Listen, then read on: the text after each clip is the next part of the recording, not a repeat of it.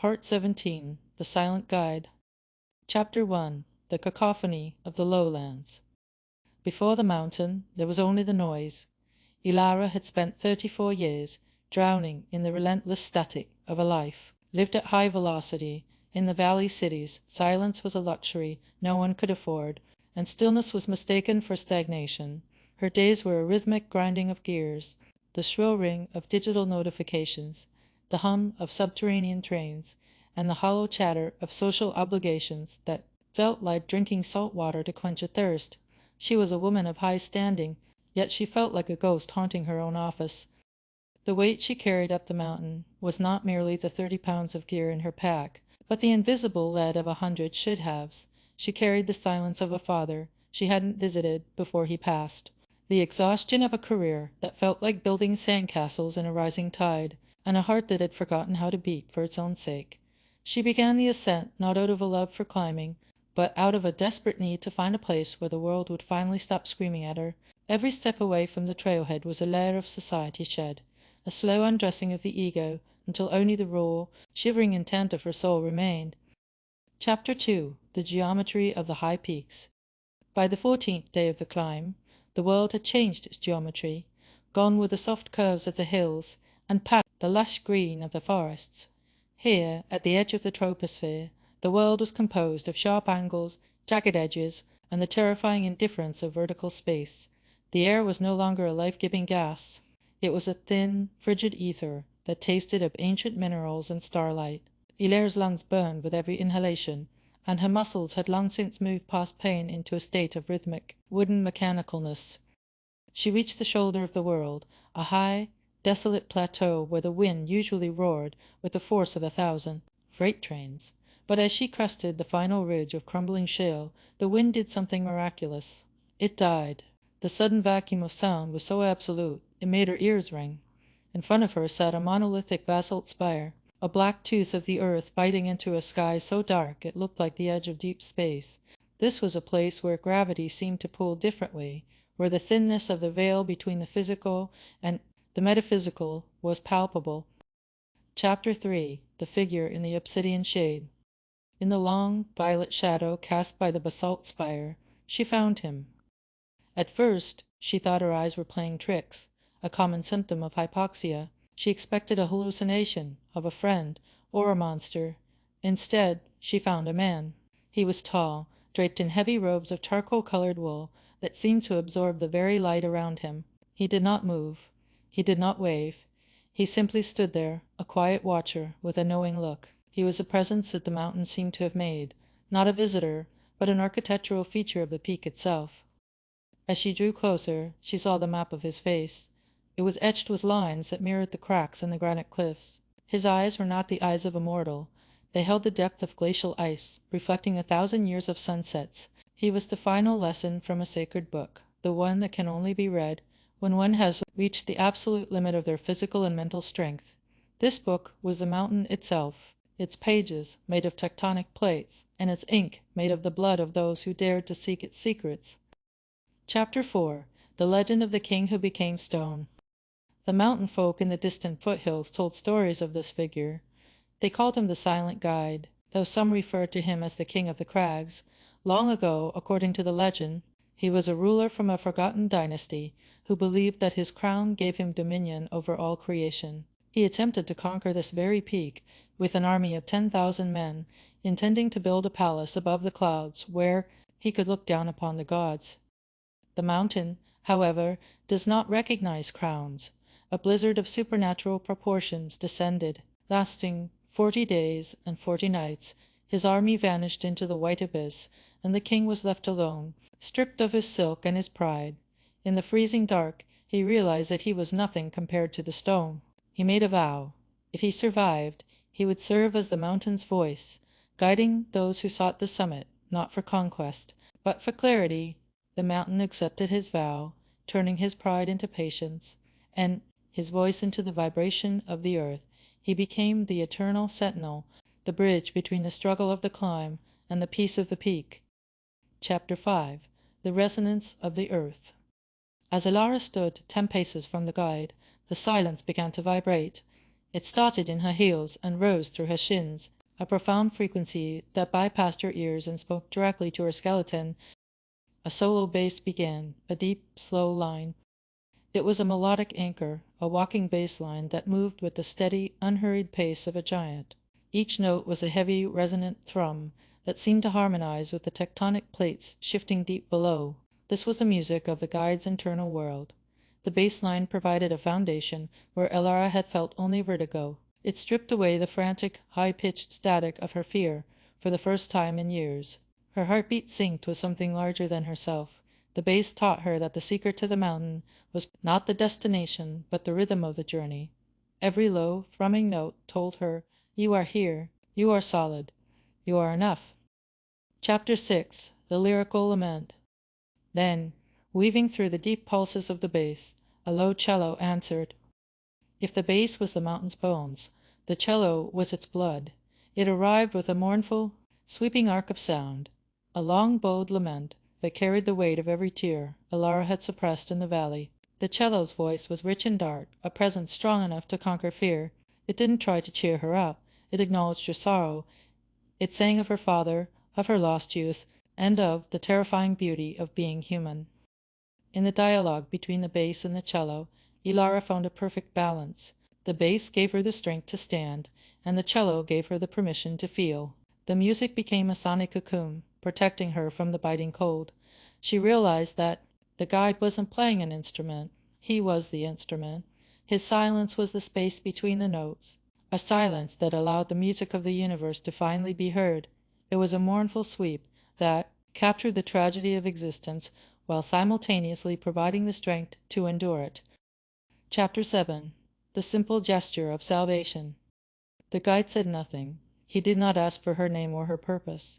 He understood that anyone who had made it this far had already answered those questions with their sweat and blood. He simply watched her, his ancient eyes reflecting the silver light of the high-altitude sun. Then, with a movement as fluid as the shifting of a cloud, he raised his hand.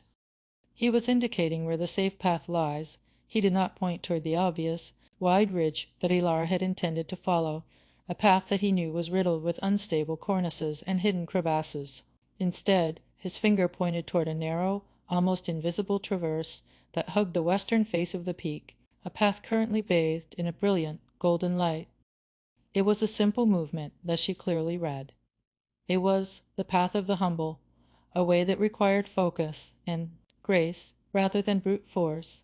Reflected deeply in his eyes was a version of herself she hadn't yet met, a woman who was whole, a woman who was light. The guide wasn't just showing her the way up the mountain, he was showing her the way out of her own darkness. The clarity of the gesture was absolute, leaving no room for the hesitation that had plagued her for decades. Chapter 8. The Crossing of the Light. The help she needed had been surely won. It was not a physical boost, but a spiritual orientation. Elara felt the heaviness of her past lift, replaced by a crystalline certainty. She gave a slow, solemn nod to the guide.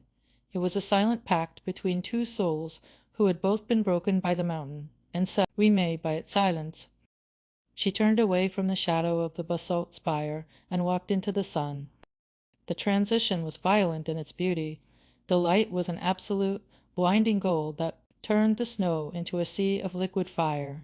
The warmth hit her face like a physical touch, thawing the layers of ice that settled around her soul. Behind her, the guide remained upon the silent track. He did not follow, for his task was to remain at the threshold, the eternal watcher of the crossing. He was the anchor that stayed behind so that others could finally fly. As she stepped forward, the music reached a crescendo of resolve, the cello and bass merging into a single, unified frequency of peace. Chapter 9. The Final Ascent to the Sky.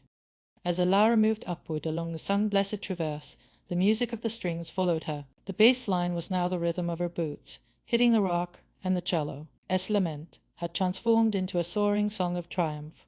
The path was narrow, and a single mistake would mean a fall of thousands of feet, but she felt no fear. She moved with a grace that was not her own, a melodic line moving in perfect harmony with the mountain. No longer must she ever wander back to the valleys of noise. Every step was an arrival. She realized then that the silent guide was the personification of the stillness she had sought. He was the part of her own spirit that had always known the way, the part that had been buried under the clutter of her life. She reached the true summit just as the sun touched the horizon. The entire world was laid out below her, a sea of clouds and distant peaks, all silenced by the height. She stood at the top of her life, a silent guide now to her own future. She breathed in the thin, holy air and felt the music of the bass and cello reach a final, perfect chord. She was no longer a ghost. She was the mountain, and the mountain was her. Chapter 10. The Anatomy of a Sacred Sound. To understand the guide is to understand the physics of resonance. The solo bass did not merely play. It vibrated at the resonant frequency of the granite. It was a subharmonic communication, a language older than Sanskrit or Latin. Each note was a heavy, tectonic shift, a sonic gravity that pulled Alara's stray thoughts into a singular point of focus. It was the sound of the earth's crust moving, the sound of the world breathing in its sleep. The cello, by contrast, lived in the mid-tones of human experience. It was the frequency of the heart and the throat. Its mournful sweep was designed to vibrate the fluid in the inner ear, resetting the traveler's sense of balance. In this duet, the mountain and the human met in a middle ground of pure vibration. The music acted as a biological bridge, recalibrating Alara's nervous system from the frantic flight of the climb to the rest and realized state of the sage. It was a spiritual architecture built of air and wood, a temple of sound that stood higher than the clouds. Chapter 11. The Psychology of the Shadow. The shadow cast by the basalt spire was not merely an absence of light. It was a sanctuary of cooling logic. In the sun, one is often blinded by ambition, focused only on the glittering goal ahead. In the shade of the guide, one is forced to look at the self. The guide's knowing look was a form of psychological mirror. He did not judge. He simply reflected the traveler's own state of being back to them. For Ilara, the shadow was where she finally confronted the noise of her past. She saw her failures not as stains, but as the friction necessary to create fire. The guide's presence acted as a grounding rod for her emotional lightning. By standing in that shade, she allowed the mountain to absorb her excess energy, her frantic needs, and her desperate fears. The man in the charcoal robes was a lightning conductor for the soul, taking the jagged bolts of her anxiety and burying them deep within the earth. When she emerged, she was lighter, not because she had left her past behind, but because she had finally integrated it into a coherent whole. Chapter 12. The Philosophy of the Path. The safe path indicated by the guide was a philosophical choice as much as a physical one. The wide, dangerous ridge she had avoided represented the ego's path, the route that looks impressive to others but leads to a crumbling death. The narrow traverse he pointed toward was the path of the essential. It required a singular focus, a stripping away of all unnecessary movements. It was the path where every muscle had to be in sync with every thought. This path was a lesson in spiritual economy. On the mountain, as in the spirit, excess weight is a death sentence. The guide's finger was a compass pointing toward authenticity by following his direction. Alara wasn't just surviving a climb. She was adopting a new way of being. She was choosing the golden light of truth over the gray static of the crowd. The sun on that path was not just light, it was a clarity that burned away everything that was not fundamentally her. Chapter 13. The Eternal Sentinel. Even as she stood on the summit, the image of the guide remained etched into her mind. He was the stillness at the center of the storm, the one who does not move so that others may find their motion. His purpose was tied to the basalt spire itself, an anchor in a world that was constantly shifting. Alara understood that he would be there for the next traveler, and the traveler after that, standing in the violet shade, with his ancient eyes and his charcoal robes. He was the guardian of the final lesson, that we are never truly lost if we can find the courage to be silent. The mountain had spoken through the bass and the cello, and the man had spoken through his hand. As the stars began to poke through the deepening blue of the twilight, Ilara looked down at the safe path she had walked. It was glowing faintly, a trail of stardust and stone. She was no longer afraid of the descent or the future. She had been guided by the mountain, and she had seen the face of the silence.